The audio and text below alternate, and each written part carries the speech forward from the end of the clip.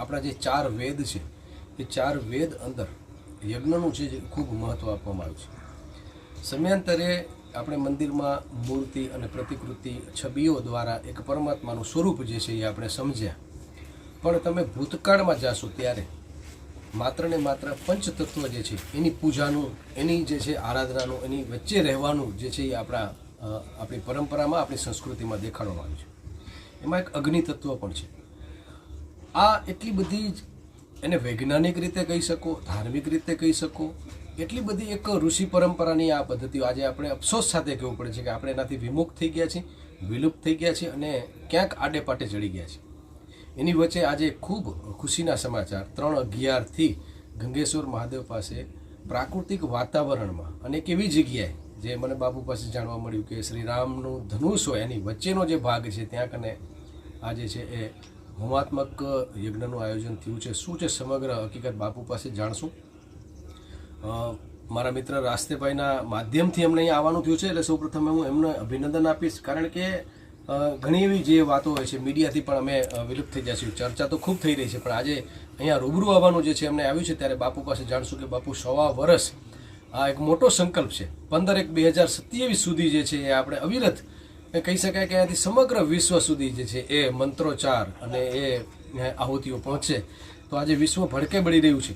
આજે સુદાનની વાત હોય ત્યાં કને જે છે એ મહિલા ઉપર બળાત્કાર થઈ રહ્યા છે, બાળકોને જે છે મારી નાખવામાં આવે છે. એક બાજુ ઇઝરાયલ અને ગાઝાનો મુદ્દો છે, યુક્રેન અને રશિયાનો મુદ્દો છે. કઈ જગ્યાએ પૃથ્વી શાંત છે? તો આ તમામ મુદ્દા એટલે છે કારણ કે આપણે કંઈક ભૂલી ગયા છીએ, આપણે કંઈક ચૂકી રહ્યા છીએ. તો એ જ રસ્તા ઉપર લાવવાનો એક પ્રયત્ન અહીંયા થઈ રહ્યો છે. ગંગેશ્વર મહાદેવના એક તળેટીમાં માધાપર પાસે તમે આવ્યા જશો. ફરી એકવાર આવજો, કારણ કે 1.25 વર્ષ સુધીનો આ મોકો છે. હું તો કહું છું કે મહિનામાં વારંવાર આવજો, પણ એકવાર કચ્છીમાં એમ કહેવાય કે ડેસાતા વેસા આવીને જોશો એટલે તમને મજા આવશે. તો મળીએ આપણે બાપુને. બાપુ, સૌપ્રથમ મા ન્યૂઝમાં, આશાપુરા ન્યૂઝમાં આપનું સ્વાગત છે. સૌપ્રથમ બાપુ આપણો ટૂંકમાં પરિચય મને આપો. જય સિયારામ. મહંત શ્રી જાનકીદાસ બાપુ, ધનેશ્વર મહાદેવ, ઉત્તર વાહિની નર્મદા ના તટ પર આપણું આશ્રમ આવેલું છે. અને આ શ્રી રામ યજ્ઞ જે છે એ 1.25 કરોડ આહુતિ દ્વારા હોમાત્મક યજ્ઞ થવા જઈ રહ્યો છે. અને સૌથી વિશેષ કે આ 1.25 વર્ષ સુધી ચાલશે. જ્યારે ભગવાન રામજીનો જન્મ થયો ત્યારે રામજીના કાલમાં દ્રાપર યુગની અંદર જ્યારે ભગવાન રામજી હતા ત્યારે વશિષ્ઠજી મહારાજે 100 વર્ષનો એક યજ્ઞ કરેલો. રામાયણમાં ઉલ્લેખ છે કે વશિષ્ઠજી મહારાજે 100 વર્ષનો યજ્ઞ કર્યો છે, પણ એના પછી આપણે ભૂલી ગયા છે. અને પૂર્વકાળમાં આપણા જે ઋષિ પરંપરા ચાલીને આવી છે, જેમાં અત્રિ મુનિ, અનસુયાજી, અનેક ઋષિ, ગૌતમ ઋષિ, એમણે અનેકો વાર યજ્ઞો કર્યા છે. અશ્વમેઘ યજ્ઞ થયા, ઘણા બધા યજ્ઞો થયા છે. એ આપણું શાસ્ત્ર પ્રમાણિત છે. અને અમારા ત્યાગી સંપ્રદાયની અંદર આને વિશેષ માનવામાં આવે છે. યજ્ઞ એટલે કે વિશેષ, કે દેવતાઓનું જે ભોજન છે, તો કે એ ભોજન શું છે? તો કે યજ્ઞ. બરાબર. અને તમે જે કંઈ કર્મ કરો, પૂજા કરો, પાઠ કરો, હવન, એ બધું અલગ છે. પણ યજ્ઞ જે છે ને એ શું છે? તો કે જે મંત્રની તમે આહુતિ આપો, જે દેવતાની આહુતિ આપો, એટલે દરેક આહુતિની પાછળ આપણે લગાવીએ છીએ સ્વાહા.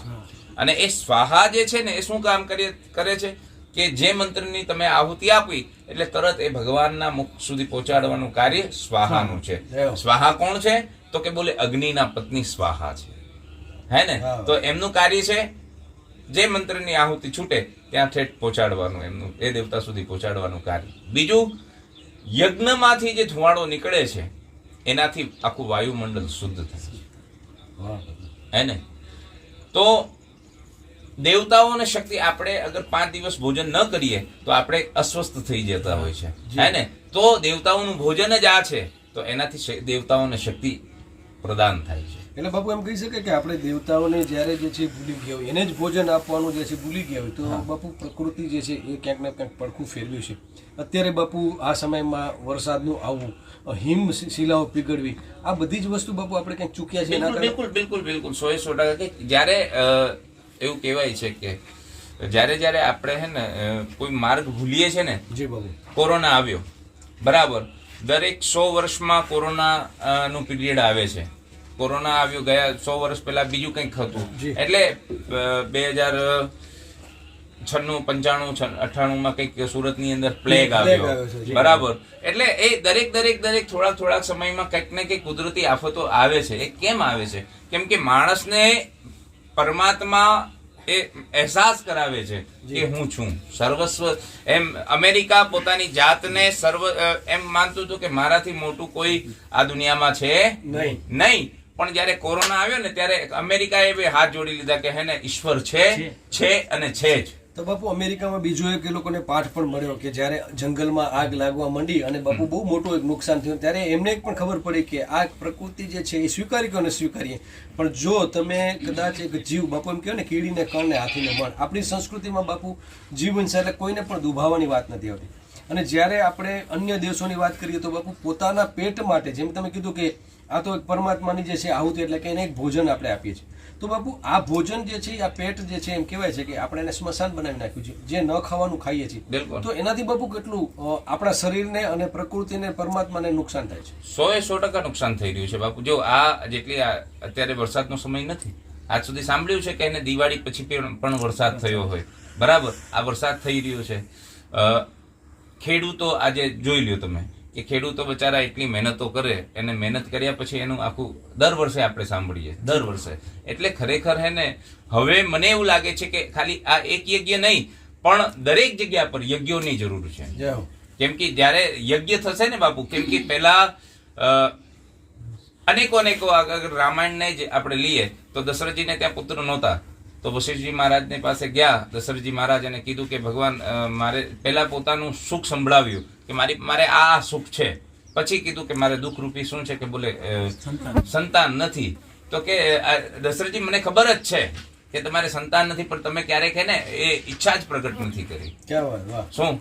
જયારે તમે અગર ઈચ્છા પ્રગટ કરો ને, મારી એક ગુરુ મર્યાદા છે, પણ તમે જયારે ઈચ્છા પ્રગટ કરશો ને તો હું તમને કંઈક આપી શકું. તો કે ધીરજ ધરો હોવી સુતચારી, કે હવે તમે જયારે ઈચ્છા કરી છે ને તો હવે ધીરજ રાખો. ધીરજ ધરો હોવી સુત, એક નહીં 4 પુત્ર થશે. પણ કેમ, કઈ રીતે થશે? કે કુંભજ ઋષિને બોલાવવા પડશે અને પુત્ર કામેષ્ટી યજ્ઞ કરાવવું પડશે બરાબર. તો એ જ રીતે આ જે બધું થઈ રહ્યું છે ને બાપુ, એના માટે મને એવું લાગે આ વિશ્વ શાંતિ યજ્ઞની જરૂર જ એટલા માટે છે બાપુ. ક્યાં વાત છે બાપુ. આપણા વેદમાં એમ કહેવાય છે કે હવે આપણે નિર્વિકારમાંથી આકારમાં ગયા. ઠીક છે, ઘણા બધા લોકોને જે છે બાપુ ધ્યાન કરવા માટે કોઈક એવી જગ્યા જોશે, પણ બાપુ આપણા વેદમાં જે છે પંચતત્વ, જેમ કે આકાશ, વાયુ, જળ, અગ્નિ, પૃથ્વી, એ બધા એની બાપુ આપણે ઉપાસના કરતા હતા. ધીમે ધીમે જે છે આપણે કોઈ ફોકસ કર્યું કે આપણે શ્રદ્ધા અને આસ્થાનો વિષય છે, પણ બાપુ એનાથી એક એવું થયું છે કે આપણે એક જગ્યાએ ફોકસ કર્યું, બાકીનું બધું ભૂલાઈ ગયું. પ્રકૃતિ જે છે, પરમાત્મા તો ક્ષણે ક્ષણ છે, કણે કણમાં છે, તો આપણે એક જગ્યાએ ફોકસ કર્યું બરાબર છે, આપણી જે આસ્થાની શ્રદ્ધા, પણ આપણી જે મૂળ પરંપરા હતી બાપુ એનાથી વિમુખ થઈ ગયા છે. બિલકુલ 100% મૂળ પરંપરા જ આપણી સનાતન જે છે ને. આજે આપ જો કે સનાતન સાથે કેટલા % લોકો જોડાયેલા છે. રામચરિતમાનસમાં એવું લખાયું કે કલિમલગ રસે શુભ કર્મ લુપ્ત ભય સદ ગ્રંથ અને દંભી નિજમતી કલ્પી કીએ પ્રગટ કીએ બહુ પંથ. કે ઘણા બધા હે ને પંથો ઉભા થઈ જશે કલીની અંદર. ક્યાં? અને જ્યારે ઘણા બધા પંથો ઉભા થઈ જાય ને ત્યારે શું થાય છે કે પોતાનું જે મૂળ હોય છે ને એ છૂટી જાય છે. અને જ્યારે માણસ પોતાના મૂળને ત્યાગી નાખે છે ને ત્યારે એને દુઃખની પ્રાપ્તિ થાય છે. શું આ દુઃખની પ્રાપ્તિ થાય ને ત્યારે ક્યારે થાય? તો કે ત્યારે જ થાય બાબુ. તો બાપુ આપણે જે અત્યારે તમે જે વાત કરી કે વાળા સંપ્રદાયમાં જે અત્યારે વેચાઈ ગયા છે, સનાતન તો ક્યાં છે જ નહીં બાપુ, હિન્દુ તો ક્યાં છે જ નહીં. કારણ કે ક્યાંક કોઈ હું આ સંપ્રદાયમાં છું, હું આ ધર્મમાં છું, તો એનાથી બાપુ નુકસાન કેટલું થયું? કારણ કે વિશ્વની સૌથી જે જૂની પરંપરા જે છે એ આપણી છે, અને એ જ પરંપરા જો છે બાપુ રસ્તો ભૂલી જાય તો બાપુ કેટલું નુકસાન થયું છે?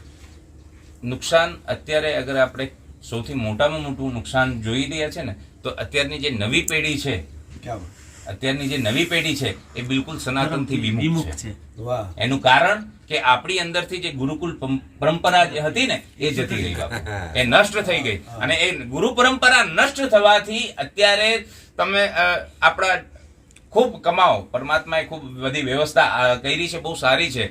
પણ જે મારી પાસે ઘણા બધા ધનેશ્વર આવતા હોય, અહીંયા બી આવતા હોય, એ આવીને બેસે, 2 લાખનો 5 લાખનો મોબાઈલ હાથમાં હોય બાપુ. એમને હું જોયા કરું બહુ પ્રેમથી, અને પછી પૂછું કે ભાઈ દીકરા તું શું કરે? બોલે બાપુ હું એન્જિનિયર છું, હું ડોક્ટર છું, આ છું, સારી પોસ્ટમાં છું. પછી કહે મને કે બાપુ મારો પગાર 5 લાખ છે, 2 લાખ છે, 10 લાખ છે, 15 લાખ છે એમ. પછી હું એને પૂછું કે દીકરા એક હનુમાન ચાલીસા સંભળાવો ને. બરાબર, તો ત્યારે એવું કહે છે કે બાપુ એ તો નથી આવડતી. ગાયત્રી મંત્ર સંભળાવી દે તો કે એ તો નથી આવડતી. ત્યારે મને બહુ અંદરથી દુઃખ થતું હોય છે કે આ સૌથી મોટું નુકસાન હોય ને તો બાપુ આ છે કે અત્યારે જે નવી પેઢી આવી રહી છે, અને જો કુવામાં નહીં હોય ને તો અવાડામાં નહીં આવે બાપુ. શું એના માટે કુવામાં હોવું બહુ જરૂરી છે. તો આપણો કુવો જ ખાલી થઈ રહ્યો છે, તો એનાથી આવાવાળા સમયમાં તમે એક વસ્તુ વિચારજો બાપુ.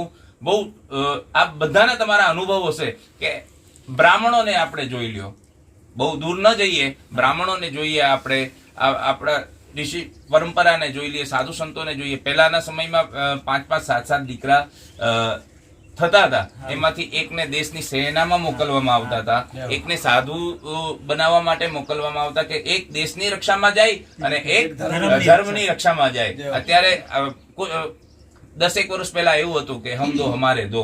બરાબર, હવે તો એવું થઈ ગયું કે દીકરો હોય કે દીકરી, હમ દો હમારા એક.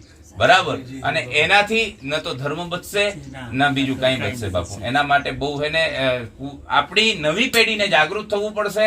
નવી પેઢીને આપણે ગીતા, રામાયણ, 4 વેદ, ઉપનિષદ, 18 શાસ્ત્ર, 18 પુરાણ, એનું જ્ઞાન કરવું પડશે. આપ એક વસ્તુ સમજવા જેવી છે કે બીજા ઘણા બધા જે છે એ બાપુ 7-8 વર્ષની ઉંમરમાંથી જ એને એમને પોતાની જે કંઈક છે પદ્ધતિ, એ પદ્ધતિમાં એમને ઢાળવામાં આવે છે. આપણે આપણા છોકરાઓ જયારે 15, 18 વર્ષ, 20 વર્ષના કોલેજ સુધી પહોંચી જાય છે, ત્યાં સુધી એમને નથી કહેતા કે દીકરા તું વહેલો ઉઠીને મંદિરે જા, ભગવાનને દંડવત પ્રણામ કર, સાધુ સંગતિ કર, હવન કર, શાસ્ત્રોનું અધ્યયન કર. શું? અને જયારે આ વસ્તુ જયારે આપણે નહીં કરીએ ને તો એનું નુકસાન અત્યારે નહીં ખબર પડે. હજી આપણી પાસે સમય છે. અગર હજી જાશું ને બાપુ તો આવા વાળો જે 15 વર્ષ, 10 વર્ષ, 15 વર્ષ, 20 વર્ષ પછી ને એ બહુ સારો સમય હશે. અને અત્યારે જ અગર જો હિન્દુ સુતાર્યા ને તો આવા વાળા સમયમાં બહુ મોટું નુકસાન થશે. નુકસાન બાપુ થઈ પણ ગયું છે. જે આપણે વાત કરીએ કે આપણી જે પરંપરા હતી, દરેક ઘરમાં બાપુ એક યજ્ઞ થતા, બિલકુલ એની વાત આપણે કરીએ એ પહેલા બાપુ મારે એ જાણવું છે કે એક ઝૂંપડું છે અને એક મહેલ છે, તો ચોરી બાપુ ક્યાં થશે? મહેલમાં થશે, ઝૂંપડીમાં. તો બાપુ સમગ્ર વિશ્વના તમામ આક્રાંતાઓએ ભારત ઉપર જે છે એ બાપુ હુમલા કર્યા છે અને ભારતને લૂંટ્યું છે. એનો મતલબ કે બાપુ ભારત પાસે હતું કે ભારતમાં મહેલ હતો તો જ કાંઈક ને કાંઈક તો હતું બાપુ. સ્વર્ણ પાકી થા જો કભી આજ ભિખારી જગત કા. તો બાપુ એ બધું આપણી પાસે હતું અને આપણે એટલા બધા મૂર્ખાઈમાં આવે બાપુ એનું અનુકરણ કરવા લાગ્યા છીએ. તો બાપુ આ વસ્તુ મને કંઈક મૂંઝવણ લાગે બાપુ. હું તો એમ કહું છું કે સમાજને ખાલી એક ઉદાહરણ લઈને જાગવું જોઈએ કે આપણે વેસ્ટર્ન કલ્ચરમાં જતા રહીએ છીએ, પણ આજે ફોરેનના દેશની અંદર તમે જોવો કે આપણા હિન્દુ સંસ્કૃતિને એ લોકો અપનાવી રહ્યા છે. બરાબર, એને આપણે આ બધું આપણને દરેક વ્યક્તિને અનુભવ છે આ વસ્તુનો કે આજે ફોરેન કલ્ચર જે છે એ બધા એ લોકોને ભૂલીને બાપુ તમે ત્યાંના આપણે વિડીયો પ્રભાત ફેરી કરીએ છીએ, કૃષ્ણ જન્માષ્ટમી હોય કે રામનવમી હોય કે જે કઈ સારા એ લોકો બાપુ. અને એમાં પ્રભુપાદજી જે મહારાજ થયા, ઇસ્કોન જેમણે સ્થાપિત કર્યું, એમનો બહુ મોટો હાથ છે. એમણે હરે રામ, રામ રામ, હરે હરે, અને હરે કૃષ્ણ, કૃષ્ણ કૃષ્ણ, હરે હરે, અને અનેકો સંતોએ એમાં બહુ ભોગ આપ્યો છે. બરાબર, તો આજે એ લોકોને કૃષ્ણમય કરી નાખ્યા છે. અને એ લોકો સાડી પહેરતા થઈ ગયા છે, એ લોકોને કુર્તા અને પજામા પહેરતા થઈ ગયા છે. પણ આપણે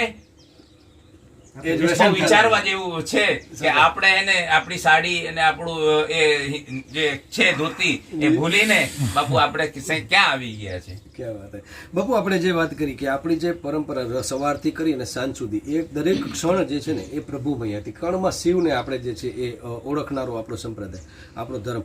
હવે બાપુ એ જે પરંપરા હતી એ શું હતી? કારણ કે એ નિર્વિકારની વાત હતી. જેમ કે સવારના યજ્ઞ કરવું દરેક ઘરમાં જો બાપુ આ થતું હોય, ધારો કે કચ્છમાં 25 લાખ લોકો રહે છે અત્યારે, એક સમય કરોડો લોકો રહેતા હતા, ધીમે ધીમે હિજરત કરી ગયા, પ્રકૃતિએ રૂઠી ગઈ, ફરી પાછા સારા દિવસો આવ્યા કચ્છના, લોકો ધીમે ધીમે કચ્છ તરફ આવી રહ્યા છે. પણ બાપુ જો 25 લાખ લોકોના ઘરમાં જો આ વસ્તુ થતી હોય તો સમગ્ર પૃથ્વીની પરિસ્થિતિ બાપુ કેટલી સુધરી શકે એમ છે? કારણ કે અત્યારે તો બગડી ગયું છે બધું, તો કઈ રીતે સુધારો થઈ શકે?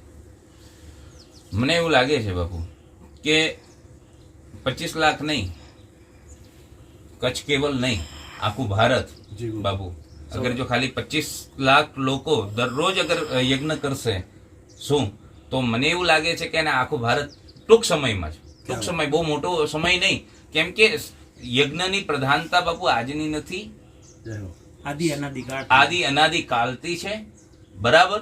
એટલે અને તમે બાપુ ભૂખ લાગે તમે તો તમે 2 રોટલી ખાઓ અને એ પેટમાં જાય એટલે અંતઃકરણને શાંત થાય કે નહીં? હે? તો બસ એટલું જ મને સમજ પડે છે કે તમે યજ્ઞ કરશો ને બાપુ, તો એ યજ્ઞ દ્વારા એનો જે ધુવાળો નીકળશે ને એનાથી વિશ્વ જે છે ને એ પ્રકૃતિ જ પોતાનું રૂપ બદલશે.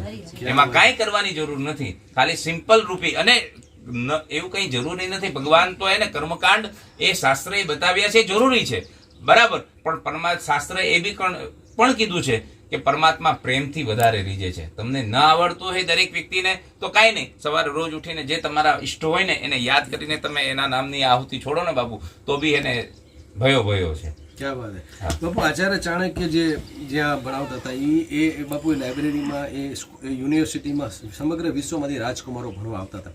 તો બાપુ આપણે જે આપણી પરંપરા ગુરુ, તમે જે વાત કરી કે ગુરુકુળની પરંપરા અને 4 જે વ્યવસ્થા હતી આપણે કે 25 વર્ષ જે છે એ ગુરુજી પાસે જે રહી અને આપણા દીકરા દીકરીઓને ભણાવવું, 25 વર્ષ કોરી સ્લેટ હતી બાપુ.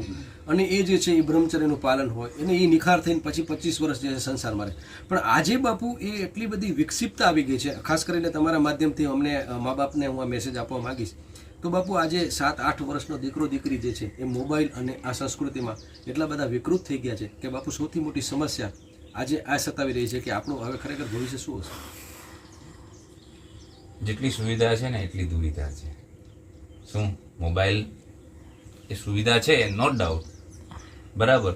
પણ આપણે આપણા છોકરાઓને છે ને અમુક ઉંમર સુધી ખરેખર મોબાઈલથી દૂર રાખવા છે. એનું કારણ છે બાપુ કે એમાં દરેક વસ્તુ છે. તમે શુભ લેવા માંગો તો શુભ બી મળી જશે, અશુભ લેવા માંગો તો અશુભ પણ મળશે. પણ હું તો દરેક એમને નહીં, હું તો ભારતના અને મારું જ્યાં જ્યાં કોઈ સાંભળે એ દરેક મા બાપને એવું કહેવું છું કે તમે એને આપો સમયની અનુસાર. એ મોબાઈલ પણ જરૂર છે, પણ એનો એક સમય હોય, 1 કલાક એને આપો. પણ એ 1 કલાક દરમિયાન, આખા દિવસ દરમિયાન એને 1 કલાક રામાયણનો પણ આપો, 1 કલાક એને ગીતા પણ આપો, કે એને 1 કલાક સનાતન શું છે ને એના વિશે સાથે બેસીને એની સાથે ચર્ચા પણ કરો. આપણે સૌથી મોટી ભૂલ આપણે કરી રહ્યા છે, કેમ કે એમાં છોકરાઓનું બહુ ઓછો વાંક છે. સૌથી પહેલા તો વાંક મારી દ્રષ્ટિએ હું તો એવું ગણું કે મા બાપનો છે.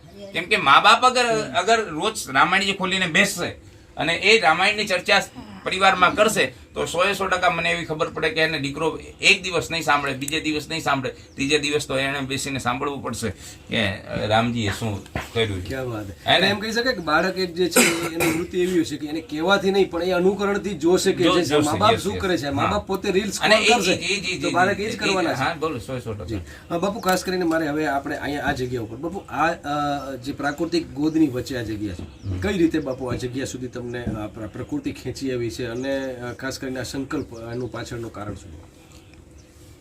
બાપુ મને પાછલા 6-7 ખરેખર તો હે ને મને 10-12 વર્ષથી મારા મગજમાં એક હતું, અંદરથી એવી ઈચ્છા હતી કે મારે 1.25 કરોડ ભગવાન રામની આહુતિ છોડવી છે, બરાબર. અને આ અમારો ઈષ્ટ રામ છે. એટલે મને એમ થયું કે ભાઈ હે ને આ 1.25 કરોડ આહુતિ મારા માધ્યમથી છૂટી જાય તો મારી આ જે ભગવો પહેર્યો છે ને એ ધન્ય થઈ જાય, બરાબર. એટલે એ મારા મગજમાં હતું. હું વારંવાર નર્મદાથી વર્ષમાં 1-2 વાર અહીંયા આવું, આખું કચ્છ ફરું, અને મારા મિત્ર જે કોઈ અહીંયા રહી છે બધા મહાત્માઓ એ મિત્રોને મળું, એમને કેવું કોઈ જગ્યા હોય તો કહેજો કે મારે એક નાની એવી કુટિયા. અને બીજી વસ્તુ, અમારા માતાજીની જે જન્મભૂમિ છે એ નખત્રાણાની છે. હું કહીશ કે આપણા ભાવેશભાઈને કે માતાજી ઉપર પણ એક કેમેરો મૂકજો. શ્રી ભાગવતદાસજી માતાજી ધનેશ્વર મહાદેવ, જય શ્રી રામ. તો આ એક અદ્ભુત છે જી બાપુ. તો પછી કઈ રીતે? તો પછી એ રીતે મારું આવવાનું થયું અને અહીંયાના ભક્તો જે છે એ મળ્યા. પછી એમણે મને 2-4 જગ્યા બતાવી. બોલે બાપુ અહીંયા છે, અહીંયા છે, એક અહીંયાથી ધમડકા છે, તો ત્યાં ધમડકામાં તૈયાર બધી વ્યવસ્થા બાપુ, લગભગ 1 કરોડ રૂપિયાનું કન્સ્ટ્રક્શન સાથેની બધી જ વ્યવસ્થા, CCTV થી લગાવીને દરેક વસ્તુ, યજ્ઞશાળા બી કમ્પ્લીટ, 200 માણસ ભોજન કરી શકે એટલી વ્યવસ્થા, આખો હોલ, AC રૂમ, બધું જ વ્યવસ્થા. તો એ મને કીધું, બોલે બાપુ આપ ચાહો તો હમણાં તમને લખી આપીએ, તમે આનું હેન્ડલિંગ કરનો. મેં કે યાર આસમાન સે ગિરે ઓર ખજૂર મેં અટકે, એવું થાય. કેમ કે ધનેશ્વરમાં મારી પાસે બધી જ વ્યવસ્થા છે. મારા ત્યાં જે કોઈ ગેસ્ટ આવે છે, મારા ભક્તો આવે છે, એ પણ એમને માટે બી AC રૂમની વ્યવસ્થા છે. રોજના 150-200 નર્મદા પરિક્રમા વાસીઓ, આજે પણ તમે અત્યારે હું અહીંયા બેઠો છું પણ ત્યાં અન્નક્ષેત્ર ચાલુ છે, ગૌશાળા છે મારી પાસે. તો બધી જ વ્યવસ્થા ત્યાં બી છે જ. અને મને એક અંદરથી જે છે ને એક એવું છે કે એને શૂન્યમાંથી સાકાર કરવું. અને એ રીતે મેં આ મારું 11મું આશ્રમની સ્થાપના કરી. અને અહીંયા આવ્યા એટલે બધાએ મળ્યા. પછી ત્યાં મેં કે ના, એ નહીં. પાછળ આ બાજુ હનુમાનજી જોયા, પછી ભુજોડીના ભક્તો, અહીંયા આધાપુરના ભક્તો, અમે લોકો બધા આવ્યા, અહીંયા જોયા. તો અહીંયા તો નકરા બાવળ હતા બાપુ, નકરું ચડાય નહીં એવું કાંઈ નહીં. પછી માનવાના અમે પેલા ડુંગર પર ચડ્યા. ત્યાંથી ગંગેશ્વર મહાદેવ ગયો હું દર્શન કરવા. તો ત્યાં ગયા તો દર્શન કર્યા, મહારાજને મળ્યો. મને જગ્યા બહુ સુંદર લાગ્યા ગંગેશ્વર મહાદેવ. પણ ત્યાં વ્યવસ્થા આવનારાને પાણી કે ચા કે નાસ્તો કે ભોજન પ્રસાદની વ્યવસ્થા ત્યાં મને કંઈ એવું લાગ્યું નહીં. કેમ કે એ છે સવાર સાંજે પંડિતજી છે આવે, આરતી કરે, એમને બહુ ભાવ છે, બરાબર. પણ મને સમયમાં એવું થયું કે અહીંયા આવનારા દરેક વ્યક્તિને કંઈક ને કંઈક પ્રસાદ રૂપી પ્રાપ્ત થાય. અને એ હેતુથી પછી અમે આ નક્કી થયું. એટલે મેં અહીંયા JCB થી બધું સાફ કરાવડાવ્યું, બધા ભક્તોએ સાફ કરાવડાવ્યું. અને બધું પછી 10-12 વર્ષથી મારા મગજમાં જે ચાલતું હતું, કદાચ હું ધનેશ્વર બી આ યજ્ઞ કરી શકતો હતો. જી બાબુ, ધનેશ્વર મારું છે ત્યાં બી હું એ યજ્ઞ કરી શકતો હતો, પણ ત્યાં ન થયું. 10-12 વર્ષથી મારા મગજમાં ચાલતું હતું, ત્યાં ન થયું બાપુ. કદાચ કેમ કે આ પ્રાલબ્ધ, આ જે ભૂમિ પર છે ને, આ પ્રાલબ્ધ અહીંયા લખાણા હશે. અને મારે જયારે અહીંયા આ કાર્ય કરવામાં આવ્યું તો અહીંયા શાલિગ્રામ ભગવાન ના દર્શન મને આ ખોદકામની અંદર થયા, બરાબર. એટલે એ અહીંયા કંઈક ને કંઈક પ્રાલબ્ધ મારા હશે બાપુ. અમારા કચ્છ લોકોનું પણ કંઈક બાપુ એવું કંઈક હશે કે અમારા પુણ્ય હશે કે જે છે આ ક્ષણ ઊભી થઈ છે. આ વિશ્વનો પ્રથમ યજ્ઞ છે, આખા વિશ્વનો આ શ્રી રામ મહાયજ્ઞ પ્રથમ એવો યજ્ઞ થવા જઈ રહ્યો છે કે 1.25 કરોડ સુધી યજ્ઞ. ગૂગલમાં બધું જ છે અત્યારે, મોબાઈલમાં ગૂગલ બધું જ છે. તમે સર્ચ કરશો તો હજી ગૂગલ ના પાડે છે કે ગૂગલમાં કોઈ જગ્યાએ 1.25 વર્ષનો યજ્ઞ જ નથી થયો બાપુ, બરાબર. તો આ પ્રથમ એવો યજ્ઞ થઈ રહ્યો છે. અને આપણે આ યજ્ઞમાં બાપુ છે ને ગિનિસ બુકમાં આનું નામ આવશે. કારણ કેમ કે 9000 કિલો ઘી, ગાયનું 9000 કિલો ઘી આપણે અહીંયા હોમવાનું છે, બરાબર. તો એક એવું કહેવાય કે 10 ગ્રામ ઘી તમે હોમો ને એટલે 1 લાખની ઉપર ઓક્સિજન પેદા કરતું હોય છે, બરાબર. ખાલી 10 ગ્રામ ઘી 1 લાખની ઉપર ઓક્સિજન પેદા કરે છે. તો તમે સમજો કે 9000 કિલો ઘી. તો અહીંયાથી જ કહી શકાય કે એક સંદેશ વહેતો થયો છે. અને એક આ ક્ષણને માણવાનો એક આપણે કહી શકાય કે એક ઉપલબ્ધ અવસર થયો છે. ત્યારે ચૂકશો નહીં, કારણ કે આ નક્કી નથી હોતું આ જે દેહ છે ને કે એક ચૂકેલો શ્વાસ જે છે એ પાછો અંદર જશે કે નહીં, એક મૂકેલો શ્વાસ પાછો આપણે લઈ શકીશું કે નહીં, એની જો ગેરંટી તમારી પાસે હોય તો ચોક્કસ તમે ના આવજો. પણ જો તમે ગેરંટી નથી કે ભાઈ શું થશે, કે મારો મૂકેલો શ્વાસ પાછો આવશે કે કેમ, જો એ તમને ગેરંટી ન હોય ને તો આવી ક્ષણોને માણી લેવી જોઈએ. કારણ કે આ 1.25 વર્ષનો એક સંકલ્પ છે. અને પૂજ્ય માતાજી અને પૂજ્ય બાપુને જ્યારે આ એક પ્રેરણા થઈ છે અને કચ્છ માટે એક રૂડો અવસર છે. હું ફરી એકવાર કહીશ ભાવેશભાઈને કે અત્યારે 3/11/2025 આ શરૂ થયેલી આ એક એક આધ્યાત્મિક ક્ષણ જે છે એના આપણે સહભાગી થઈ શકીએ. આવનારા અમુક વર્ષો પછી એમ કહી શકાય કે યજ્ઞમાં અમે ગયા હતા, બાપુને મળ્યા હતા, માતાજીને મળ્યા હતા અને અમે યજ્ઞમાં આહુતિ પણ આપી હતી. અંતિમ પ્રશ્ન બાપુને પૂછીશ કે બાપુ અહીં આવનારા લોકોને જો એ આહુતિ આપી હોય તો શું નીતિ નિયમો છે, કઈ રીતે જે છે શક્ય બને છે અને સમગ્ર દિવસ દરમિયાન કઈ રીતે આખી વ્યવસ્થા હોય છે. બાપુ ખાસ કરીને અમારે જ્યારે દર્શકો સુધી આ વાત પહોંચશે તો એમને પણ એક ઉત્સુકતા થશે કે અમારે અહીં આવું છે, આહુતિ આપી છે, તો કઈ રીતે બાપુ વ્યવસ્થા હોય છે? બાપુ આ યજ્ઞ જે છે પૂર્ણ વૈદિક પરંપરાથી છે. પ્રાચીન કાળના આ યજ્ઞશાળા આપણે જોઈ એમાં કોઈ પણ પ્રકારનું લોખંડ કે સ્ટીલ, લાઇટ તગાટની વ્યવસ્થા અમે જે છે એ બહારથી કરી છે. એટલે આમાં લોખંડ નથી વપરાયું, સ્ટીલ નથી વપરાયું અને પૂર્ણ વૈદિક યજ્ઞશાળા છે. અને એની જે પરંપરા છે, પૂજાની અંદર સ્ટીલની થાળી પણ નહીં, પૂર્ણ વૈદિક પરંપરાથી જ આ યજ્ઞ થાય છે. એટલા માટે જેમને યજ્ઞમાં બેસવું હોય તો એમના માટેની સવારે 8:30 વાગ્યાનો સમય છે. 8:30 વાગે અહીંયા આવે. એમની પહેલા 10 વિધિ થાય, શરીર શુદ્ધિ થાય અને પેન્ટ શર્ટ કે એ રીતે નહીં. આપણી જે પરંપરા છે ધોતી પહેરીને જ અંદર યજ્ઞશાળાની અંદર એન્ટ્રી થાય અને પ્રવેશ યજ્ઞશાળામાં ધોતી પહેરીને થાય. 8:30 થી 12:30 સુધી એમની ભગવાનની રોજની પૂજા હોય છે. એ 10, 10:30 સુધી પૂજા ચાલે. પછી હવન આહુતિ હોય છે. કેમ કે રોજની 31,000 આખા ડેલી આપણે 31,000 આહુતિ છોડશું ત્યારે જઈને 1.25 કરોડ આહુતિ પૂર્ણ થશે. બરાબર. એટલે 31,000 આહુતિ રોજ છોડવાની હોય છે. બપોરે ફલાર માટેનું 1 2 કલાક રિસેસ હોય છે. 3, 3:15 થી પાછું ચાલુ થશે 6 વાગ્યા સુધી. એટલે આખા દિવસ દરમિયાનનો નિત ક્રમ છે. અને બસ એક જ હેતુ છે કે વિશ્વ શાંતિ થાય. દરેકે દરેક, કેમ કે જીવન બહુ નાનું છે બાપુ, અને આખા જીવનમાં આપણા દ્વારા 11,000 માળા બી થઈ જાય ને તો બહુ, અને 1100 આહુતિ છૂટી જાય ને તો બી બહુ કહેવાય. આ તો બાપુ હે ને દરેક વ્યક્તિ 1.25 કરોડ એટલે હે ને તમે અહીંયા આવીને ખાલી કદાચ દર્શન કરશે ને બાપુ, અને દર્શન માત્ર, કેમ કે શાસ્ત્ર તો એ કહે છે કે તમે કોઈ શુભ કાર્યમાં જઈને શિખર આપણે શાસ્ત્રે બતાવ્યું છે કે તમે મંદિરે નથી જઈ શકતા તો શિખર દર્શન કરી લ્યો તો તમને એને જે દર્શનનો છે ફળ એ પ્રાપ્ત થતું હોય છે. તો એના આધારે આપણે એટલું જ કહીએ કે દર્શન આપણે યજ્ઞમાં ન બેસી શકીએ તો પણ અહીંયા આવીને યજ્ઞ નારાયણના દર્શન કરીએ અને પરિક્રમા કરી લઈએ ને તો બી આપણને એ યજ્ઞનું પૂર્ણ ફળ પ્રાપ્ત થઈ શકે છે. એટલા માટે હું તો આપ સૌને મારું એક જ નિવેદન છે અને પ્રાર્થના કે તમે આવો અને તમારા નાના નાના દીકરા દીકરીને લઈને આવો અને એમને બતાવો કે આ આપણી ઋષિ પરંપરા છે.